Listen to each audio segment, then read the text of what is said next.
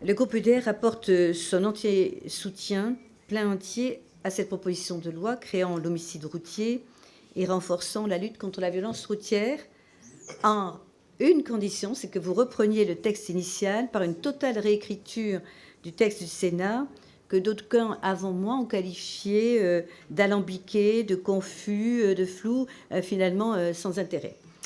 Trop souvent, en effet, des vies sont fauchées sur nos routes par des conducteurs, vous l'avez tous dit, qui par l'alcool, la drogue ou la distraction, on n'a pas parlé de malaise, transforment leur véhicule en arme mortelle. Trop souvent, des familles endeuillées entendent, au terme d'années de procédure, que l'on parle d'accident quand elles savent au fond d'elles-mêmes qu'il s'agit en fait d'une faute lourde et d'une transgression inexcusable. Vous nous invitez, monsieur le rapporteur, et je félicite par ailleurs votre travail et votre persévérance, à une révolution juridique, c'est-à-dire que de privilégier et mettre l'accent sur les conséquences des actes plutôt que sur l'intention, ça me d'être dit, c'est tout à fait novateur.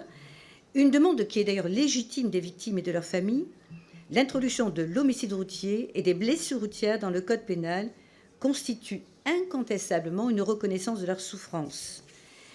À travers ce texte, c'est vraiment une avancée décisive qui s'annonce. Nous cessons ainsi de minimiser ces drames. Nous disons clairement que conduire sous l'empire d'alcool, de stupéfiants, écraser un piéton en consultant son téléphone ne relève pas de la fatalité, mais de la responsabilité. Il y a là aussi une révolution, peut-être un début de révolution sur les droits des victimes dans la procédure pénale. Parmi ces droits qu'il nous faut impérativement renforcer, je pensais notamment au droit d'être associé, d'associer la victime au débat devant le juge d'application des peines. Nous parlions tout à l'heure de l'affaire Palmade, qui est emblématique à cet effet, par son retentissement médiatique, certes, mais surtout parce qu'elle a révélé l'incapacité du système judiciaire à reconnaître un statut actif à la victime dans l'exécution de la peine. On pourrait en proposer d'autres pour améliorer le statut de la victime, pouvoir faire appel, pouvoir être associé au débat devant la cour d'appel sur le pénal, même s'il n'y a pas eu d'appel sous intérêt civil. Bref, je ne vais pas les énumérer, mais sur la question de l'application des peines, je pense que c'est un sujet où il faudrait véritablement voir évoluer notre code de procédure pénale.